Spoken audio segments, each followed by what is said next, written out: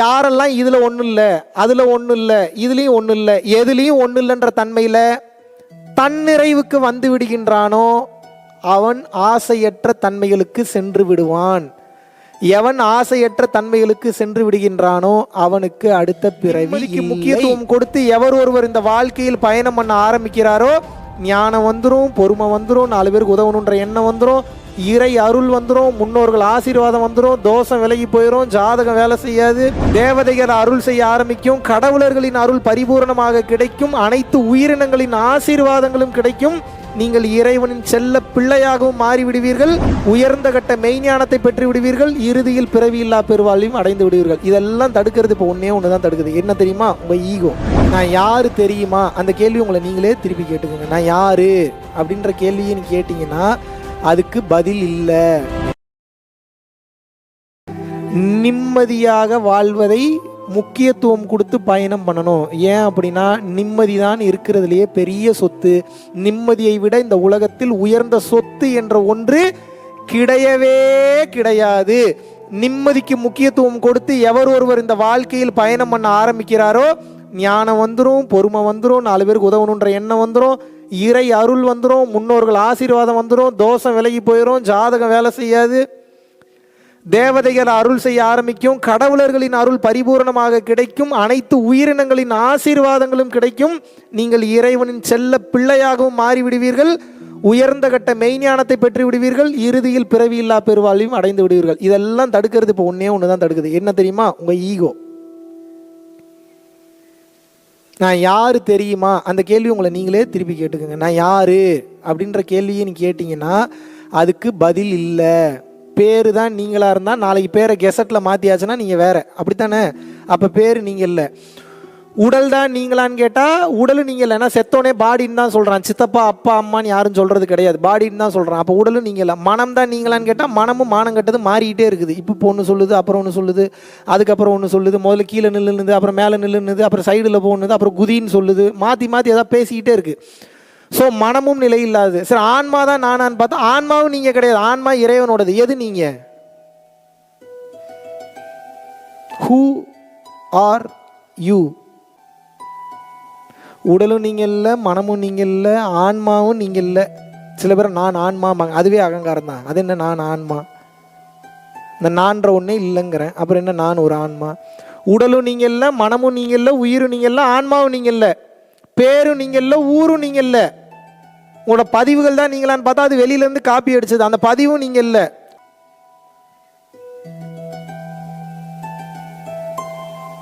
Who are you?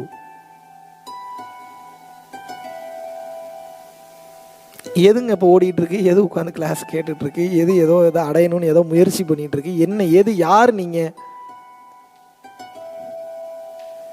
இப்படியே பார்த்துட்டு இருக்கேன். இப்போ இதையும் நானே பதில் சொல்லணுமா? கொஞ்சம் நேரம் அமைதியாக இருந்தால் அவரே சொல்லிடுவார். You are nothing but nothing is everything. குழப்பறனோ? கரெக்டாக இருக்கா? You are nothing but nothing is everything. அப்படின்னா என்ன சொல்ல வரேன்னா,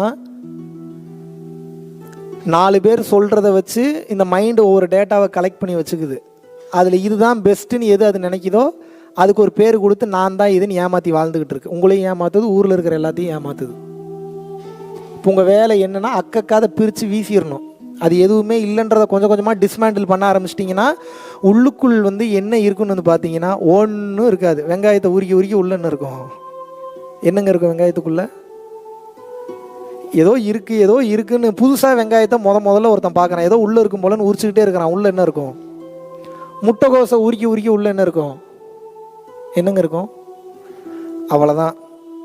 ஒன்றும் இல்லாத நீங்கள் ஏதோ இருக்குன்னு நினச்சி அதை நீங்கள் தான் நினச்சி வாழ்ந்து கடைசியில் அது நான் இல்லைன்னு தெரியும் போது ஹார்ட் அட்டாக் செத்து போயிடுறீங்க. ஐயோ அப்போ இது நான் இல்லையா அப்படின்னு. இப்போ எது இங்கே உட்காந்து கேட்டுக்கிட்டு இருக்கு அப்படின்னா, எது இந்த பிறவியை எடுத்திருக்கு அப்படின்னா, எது இங்கே உங்களை வர வச்சிருக்கு அப்படின்னா உங்கள் ஆசை. கண்ணுக்கே தெரியாத ஒன்று கண்ணுக்கு தெரிஞ்ச இல்லை தெரியாத ஒன்று அனுபவிக்கணுன்றதுக்காக ஒரு ஆசைப்படுது.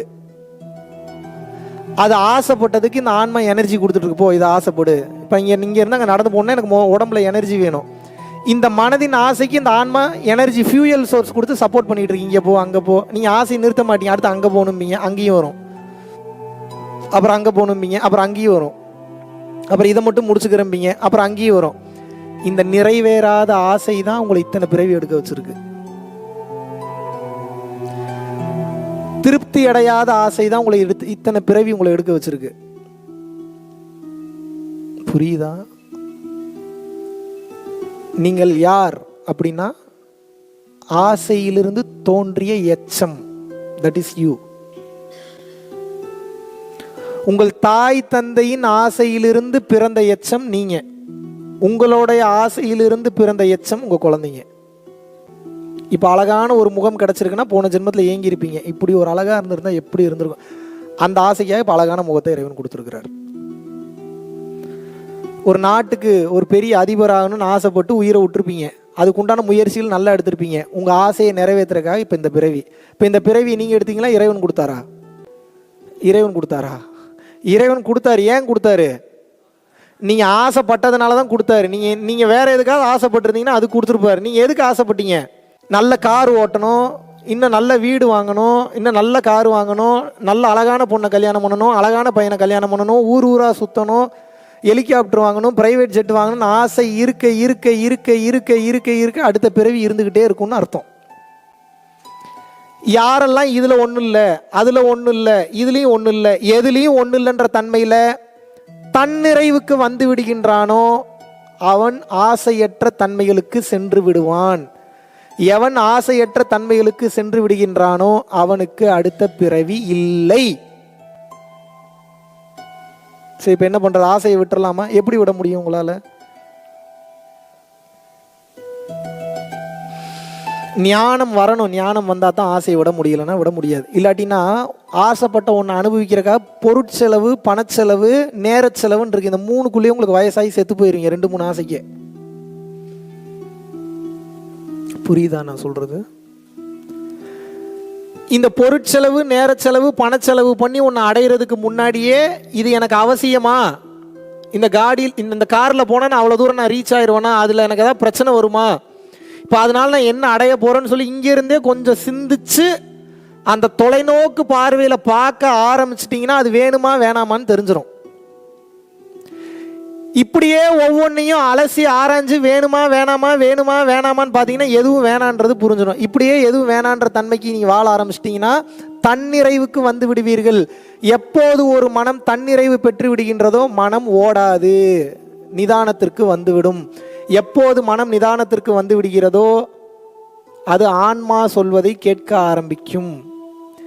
எப்போது ஆன்மா சொல்வதை ஒரு மனம் கேட்க ஆரம்பித்து விடுகின்றதோ அந்த மனம் ஆசைகளற்ற நிலைக்கு சென்று விடும்.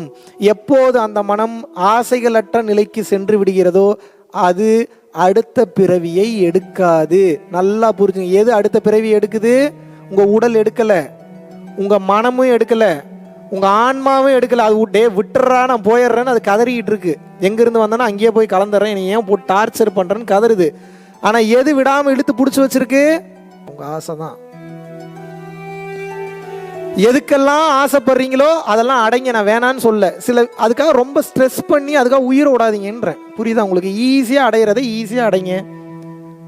கஷ்டப்பட்டு வர வேண்டியது கிடைக்க வேண்டிய நேரத்தில் தானா கிடைக்கும். உங்களுக்கு ஒரு பெரிய சீக்ரெட் சொல்லித்தரேன், நல்லா புரிஞ்சுக்குங்க.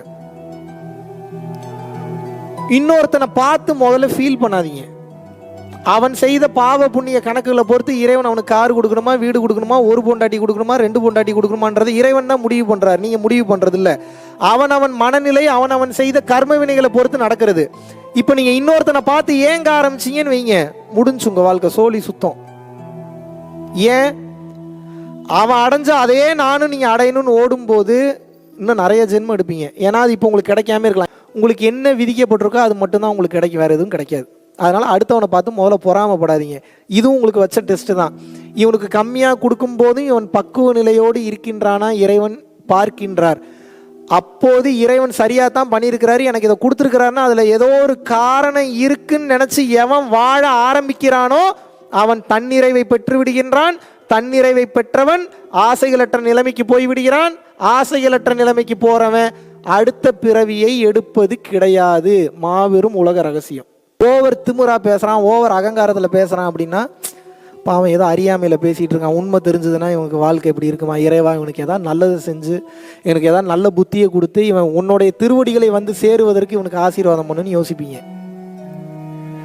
ஏதாவது ஓவராக லொல்லு பண்ணுறான், பெரிய பெரிய தவறுகள் பண்ணுறான் அப்படின்னா இறைவா இவனுக்கு ஏதாவது ஒரு ஆசீர்வாதத்தை கொடுத்து இவன் நல்ல நிலையை அடைவதற்கு இவனுக்கு அருள் செய்யுங்க, இவனுக்கு உதவி செய்யுங்கன்னு சொல்லி பிரார்த்தனை பண்ணி இப்படி வேண்ட ஆரம்பிச்சிட்டிங்கன்னு வைங்க,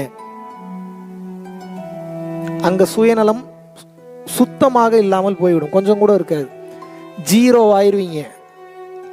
எப்போ ஜீரோ ஆயிடுறீங்களோ நீங்கள் இறைவனாக மாறிவிட்டீர்கள் என்று அர்த்தம். The main matter and main purpose of this life is killing your mind. அப்படின்னா என்ன? மனமற்ற நிலை. அது ஆட்டோமேட்டிக்காக எண்டில் கிடைக்கும்.